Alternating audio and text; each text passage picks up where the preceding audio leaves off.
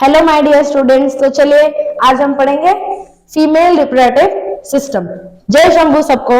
चलिए अभी lecture start करते हैं। ओके, तो बिना टाइम वेस्ट किए लेक्चर इसीलिए स्टार्ट करना है जस्ट बिकॉज अभी 10th के बोर्ड आ रहे हैं हमारे पास। ठीक है, तो सबसे पहले तो डायग्राम अच्छे से प्रैक्टिस कर लीजिएगा just because female reproductive system ज्यादा करके पूछा जाता है 10th में। ओके, तो यहाँ पर आप लोग बोलोगे मेल रिप्रोडक्टिव पार्ट में इतने सारे पार्ट्स थे, फीमेल में इतने कम है। तो फीमेल में पार्ट्स कम है बट वर्क ज्यादा है। So oviduct, next ovary, this is your uterus and this is your vagina. जैसे कि मेल रिप्रोडक्टिव सिस्टम में मैंने बताया था, स्पर्म जब भी पेनिस से आउट होता है तो एंटर कहाँ करता है? वजाइना में एंटर करता है। देन एंटर करके यहाँ से वो फर्टिलाइजेशन होता है ओवरी के साथ एंड जाइगोट फॉर्म होता है। ठीक है, तो वो बाद में पढ़ेंगे। अभी हम लोग पहले रिप्रोडक्टिव पार्ट के बारे में पढ़ते हैं। तो in reproductive part you have a pair of ovary.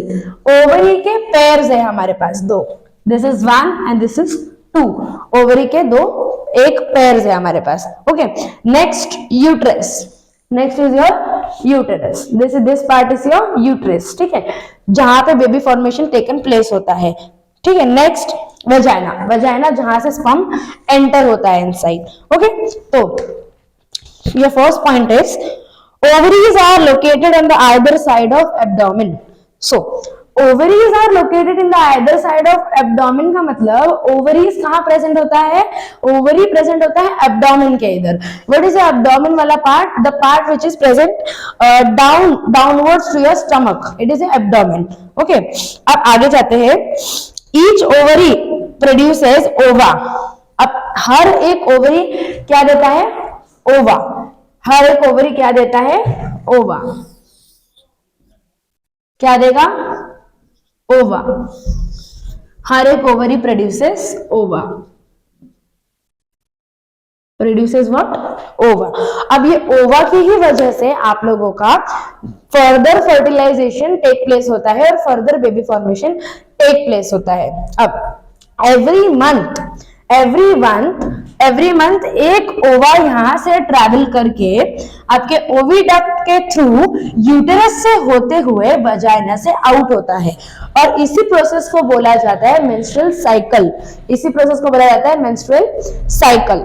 सो अगर कभी भी ऐसा होता है, in case this ova is released every month, each month ये ओवा आपके बॉडी से रिलीज होता है and this are called as menstrual cycle, यानी कि डेट्स, यानी कि periods. People has kept the name different type. ठीक है, अब आगे जाते हैं। तो फॉर एग्जाम्पल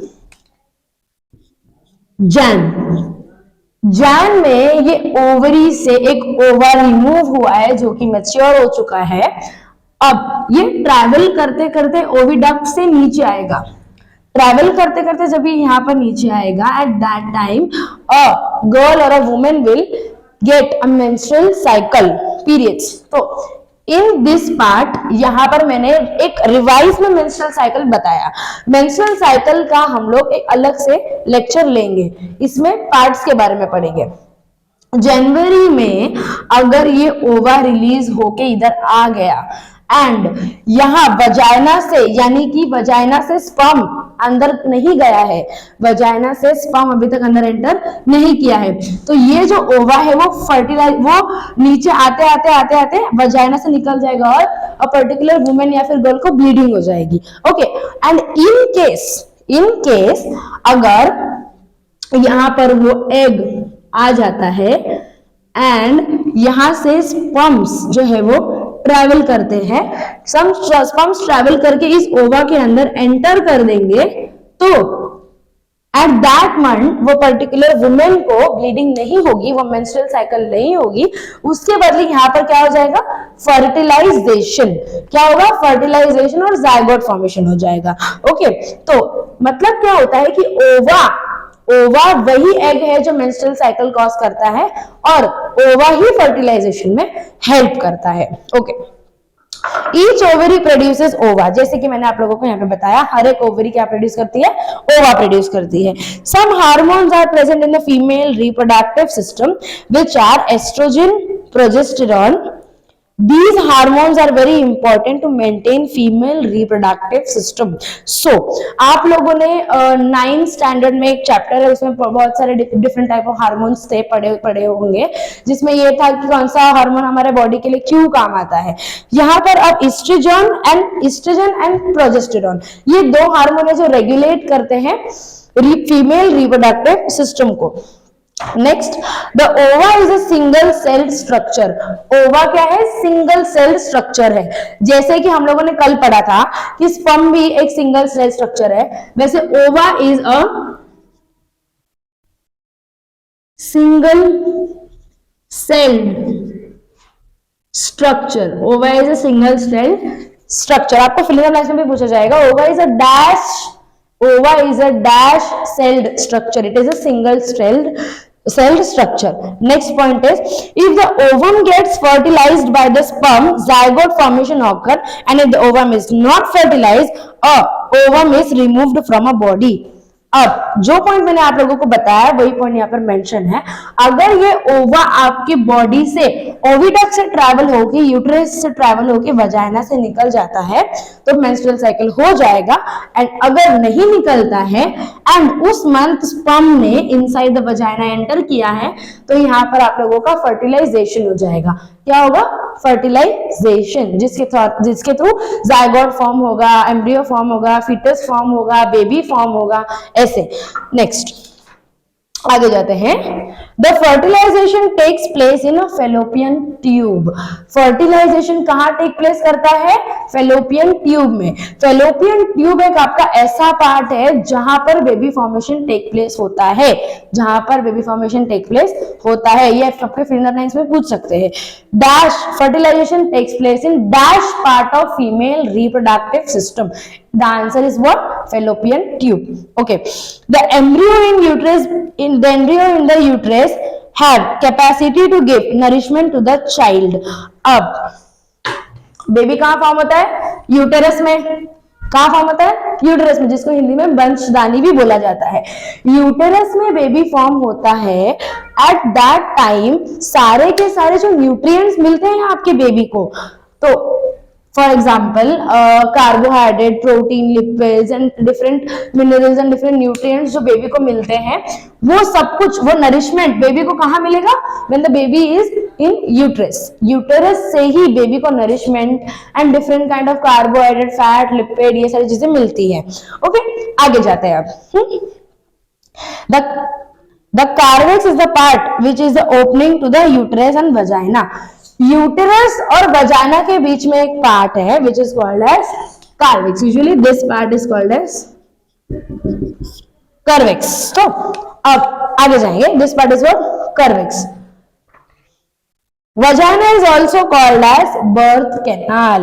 बट ऑब्वियस आप लोगों को बहुत अच्छी तरीके से पता है कि वजाइना को हम बर्थ कैनाल बोलते हैं। वजाइना को बर्थ कैनाल क्यों बोला जाता है, क्योंकि बेबी यहां से ही बर्थ लेता है। आफ्टर 9 months बेबी यहां से ही रिमूव किया जाता है। From which part, vagina. Vagina is also called as dash, vagina is also called as a birth place, just because यहां से ही बेबी डिलीवर्ड किया जाता है। तो अभी तक हम लोगों ने क्या पढ़ा, यहाँ पर फीमेल रिप्रोडक्टिव सिस्टम के बारे में पहले से पढ़ते हैं। Ovary are present in female reproductive system. जिसके पास ओवा होता है they are single celled, they are single celled. Next, uterus होता है जिसमें बेबी फॉर्मेशन होता है। अब आगे जाएंगे, vagina. Vagina is also called as a birth place, just because वहां से डिलीवरी होती है। तो इन केस अगर यहां से स्पर्म जाएगा, यहां से ओवा आएगा, तो यहाँ पर जाइगोट फॉर्म होगा, फर्टिलाइजेशन होगा। अगर नहीं होता है so a women will be carrying out from a menstrual cycle, जिसको पीरियड्स भी बोला जाता है। सो अभी आगे जाते हैं। फीमेल रिप्रोडक्टिव पार्ट के बारे में तो हम लोग ने सब कुछ पढ़ लिया। फीमेल रिप्रोडक्टिव पार्ट में आप लोगों के बुक्स में यूजुअली इतना ही दिया है। ओके, अब उसके बाद गैमेट फॉर्मेशन पे जाते हैं। बोथ गैमेट्स, स्पर्म्स एंड ओवा are formed by meiosis. Very very very important question. Sperm और ओवा दोनों भी सेल ही है, ये दोनों कौन से प्रोसेस से फॉर्म होते हैं? It is meiosis. Sperm and ova both are formed by a single process called as meiosis. Next, sperm are produced in the testes of men from beginning of maturation till death. जब कभी भी mains यौथ में आने लगते हैं, at that time sperm production start हो जाता है, एंड sperm production स्टार्ट होने के बाद वो कब एंड होता है? जब तक उनकी डेथ नहीं हो जाती, जब तक डेथ टाइम तक वो प्रोड्यूस होते रहता है. However, in case of women at a time of birth, there are 2 to 4 million immature oocytes in the ovaries of female fetus. तो अभी आप लोगों का और एक मेन क्वेश्चन कि ओवा जो है वो ओवरी में कब आता है? जब कभी भी एक फीमेल बर्थ लेती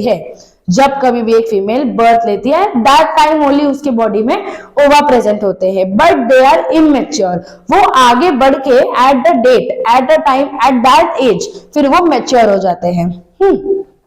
next, an oocyte mature and released from ovary every month from beginning of maturation up to age of menopause. What is menopause? Menopause is the age जब आप 45 ईयर के हो जाते हैं तब मेनोपॉज हो जाता है. मेनोपॉज मतलब क्या? ये जो ओवा है, ये जो ओवरी है वो ओवा को रिलीज करना छोड़ देगा. अब जब ओवा रिलीज नहीं होगा इसका मतलब फर्टिलाइजेशन भी नहीं होगा, और जब ओवा रिलीज नहीं होगा दिस प्रूव्स मेंस्ट्रुअल साइकिल भी नहीं होगा. बराबर. तो ओवरी में ओवा प्रेजेंट होते हैं. ये जो ओवाज है एक टाइम हर एक मंथ में रिलीज होते हैं. रिलीज होने के बाद मेंस्ट्रुअल साइकिल होता है. एट द एज, एक सर्टेन एज पे आफ्टर 45 टू 50 एज क्या होता है कि ये ओवा जो है वो यहाँ से यहाँ ट्रेवल करना बंद कर देते हैं, and that point is called as menopause. Okay. Next, menopause is a stopping of functioning of female reproductive system. Her month एक ओवा आता है, मैंने ये बताया. Early age of about 45 to 50 years.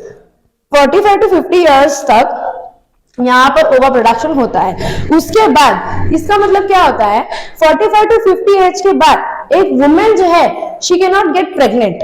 ठीक है, जस्ट बिकॉज ओवा तो आ ही नहीं रहा है, तो स्पर्म अंदर कितना भी जाए बट ओवा तो नहीं आ रहा है, तो फर्टिलाइजेशन कैसे होगा? Okay, next. Secretion of hormone controlling the function of female reproductive system either stops or become irregular. This is called as menopause. Irregular होना मतलब क्या होता है? आपको अगर ये पर्टिकुलर चीज कम एज में हो जाए, जैसे कि when you are 16, 17 at that time अगर ये प्रॉब्लम हो रही है कि after 2 to 3 month the girl is getting menstrual cycle, तो इसका मतलब that girl is having a health problem, then that girl को डॉक्टर के पास लेके जाना पड़ेगा हमको to show her menstrual cycle का प्रॉब्लम. बट अगर 45 या 50 एज में ये चीज होती है, for example there are 2 types. या तो इरेगुलर पीरियड्स आते हैं, ठीक है, या तो उन लोगों को पीरियड्स आना बंद हो जाते हैं. तो इरेगुलर पीरियड्स आने को भी मेनोपॉज बोला जाता है और स्टॉपेज ऑफ पीरियड्स को भी मेनोपॉज बोला जाता है. Next topic is fertilisation. Fertilisation हम ऑलरेडी पढ़ चुके हैं, बट अब आ गया है तो फिर से एक बार रिटर्न इसके रिवीजन कर लेते हैं. Formation of zygote by union of sperm and ओवा इज कॉल्ड एज फर्टिलाइजेशन. तो व्हाट इज जायगोट? ये स्पर्म अंदर गया वजाइना से, ट्रैवल करके यूट्रस में आया, यहां पर ओवा है, यहां पर ओवा and this is your sperm. ये दोनों एक दूसरे के साथ फ्यूजन करेंगे और क्या बनाएंगे? जायगोट बनाएंगे. एंड इस ही जायगोट को बोला जाता है, इसी प्रोसेस को बोला जाता है फर्टिलाइजेशन. इस प्रोसेस को बोला जाता है fertilisation. Semen is ejaculated in the vagina during copulation. Copulation का मतलब ही होता है सेक्सुअल रिप्रोडक्शन. सेक्सुअल रिप्रोडक्शन का मतलब आप लोगों को पहले बता चुकी हूं मैं, नेक्स्ट वजाइना, जब कभी भी वजाइना से स्पर्म अंदर एंटर होता है यानी कि इजैकुलेटेड होता है, इजैकुलेट मतलब एंटर होना, इंजेक्ट होना अंदर, एट दैट टाइम ये पर्टिकुलर प्रोसेस टेक प्लेस होती है। Sperms in the numbers of few million start their journey by the route of vagina. Vagina से वो स्टार्ट करते हैं। फॉर एग्जाम्पल अगर यहाँ पर आप लोगों के 7 मिलियन, फॉर एग्जाम्पल एक ले लेते हैं जैसे एग्जाम्पल, 7 मिलियन स्पर्म यहाँ पर एंटर हो चुके हैं। ओके, तो वो इतने डिफिकल्ट पार्ट्स होते हैं यहाँ पर कि ट्रैवल करने में कुछ स्पर्म्स जो है वो बैक हो जाते हैं, पीछे रह जाते हैं, और कुछ जो है वो ट्रैवल करके पूरा का पूरा ओवा तक चले जाते हैं। तो फाइनली वो स्पर्म जो पूरी तरीके से हर मुसीबत से लड़ के ओवा तक जाएगा वही होगा हीरो, और तब जाके वो ओवा के साथ जाके वहां पर करता है फर्टिलाइजेशन, और तब जाके बेबी फॉर्मेशन होता है। तो कैसे स्पर्म ट्रैवल करेगा? वजाइना से यूट्रस, यूट्रस से oviduct, okay, and oviduct. One of these few million sperms fertilize the only ova present in the oviduct. तो सारे के सारे स्पर्म्स फर्टिलाइज नहीं करते, सारे के सारे स्पर्म फर्टिलाइज करेंगे तो जैसे cats and dogs eight a time इतने सारे बेबीज देते हैं, वैसे ह्यूमंस भी दे सकते थे, but only one sperm at a time get fertilized with a single ova. Okay, from the age of puberty up to menopause, यानी कि मेनोपॉज की यहाँ पर एज दी गई है। जैसे कि प्यूबर्टी स्टार्ट होता है आपका 10 to 17 इयर्स, यानी कि 10 से लेके 17 इयर्स में पर्टिकुलर वुमेन को मेंस्ट्रुअल साइकिल हो जाना चाहिए। एज अब वो स्टॉप कब होता है? 45 to 50 इयर्स। एंड ओवा is release every month from the ovary, जैसे कि हमने पढ़ा हर मंथ एक ओवा रिलीज होता है। Out of 2 to 4 million oocytes, 2 to 4 million oocytes होते हैं। इनमेच्योर ओवा को ओसाइट्स बोला जाता है, जब वो मैच्योर हो जाते हैं तो उनको ओवा बोला जाता है। Approximately only 400 oocytes are released up to the age of menopause. ज्यादा से ज्यादा जब तक एक गर्ल जब 10 या 11 या 12 एज में प्यूबर्टी होती है, तब से लेके जो मेनोपॉज होता है, इनका जो पीरियड होता है, इनमें हर मंथ एक एग रिलीज होता है, और अप्रोक्सीमेटली 400 एग्स ही रिलीज होते हैं। ठीक है, कब से लेके कब तक? प्यूबर्टी एज से लेके मेनोपॉज तक। प्यूबर्टी मतलब जब स्टार्ट होता है, मेनोपॉज मतलब जब स्टॉप होता है। रिमेनिंग ओसाइड अंडरगो डीजेनरेशन, बाकी जितने भी ओसाइड्स है वो डीजेनरेशन में चले जाते हैं। ओके, तो अब सेक्स डिटर्मिनेशन का एक पार्ट है, वो पढ़ लेते हैं हम लोग मेंस्ट्रुअल साइकिल के पहले। सेक्स डिटर्मिनेशन मैंने यूजुअली पहले भी बताया है, बट टेबल वगैरह बना के एक बार ठीक से पढ़ लेते हैं उस चीज को। ठीक है,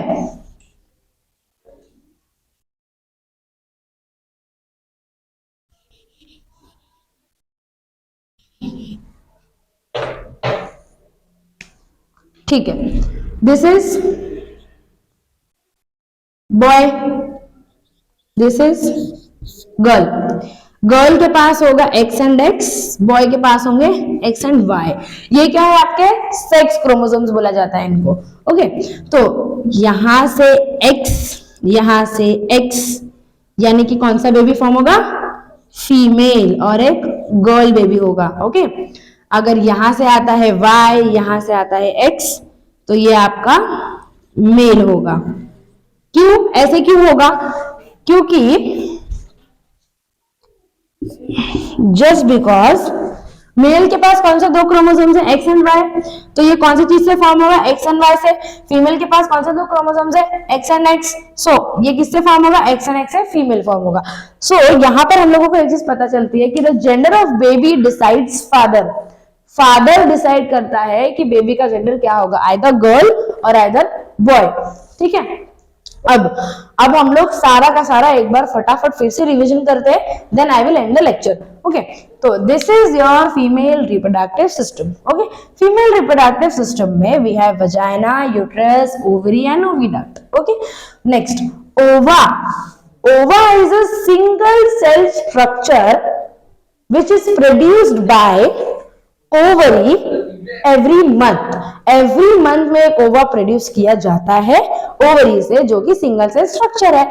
इफ अगर आप लोगों को नोट्स चाहिए तो आप लोग कमेंट में मेंशन कर दीजिए, मैं आप लोगों को दे दूंगी। नेक्स्ट उसके बाद आता है यूट्रस। उसके बाद आता है यूटेरस।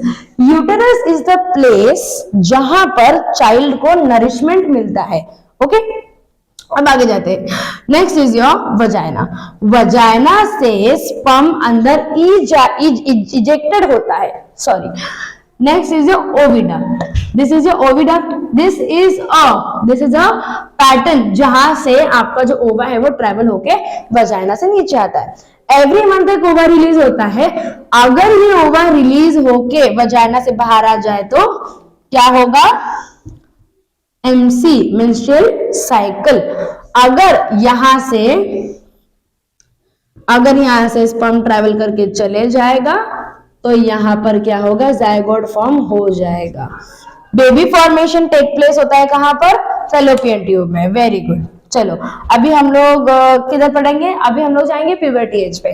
ठीक है, प्यूबर्टी एज मतलब कौन सा age? 10 to 17 age is called age puberty age, जहां पर एक particular girl starts to get a menstrual cycle. What is menopause? Menopause is the age where a woman और a girl get stoppage of periods, and what is that age? 45 to 50 age. Okay, अब हम लोगों ने यहाँ पर sex formation पढ़ा, बाकी सब चीजें पढ़ ली है। तो आज हम लोगों ने female reproductive system gamete formation पढ़ लिया है। गैमेट फॉर्मेशन में 2 to 4 मिलियन इमेच्योर ओसाइट्स होते हैं, स्पर्म्स भी बहुत सारे होते हैं, सीमेन भी बहुत सारे होते हैं। तो आज हम लोगों का ये टॉपिक यहाँ पर खत्म होता है। Thank you. जय शंभू।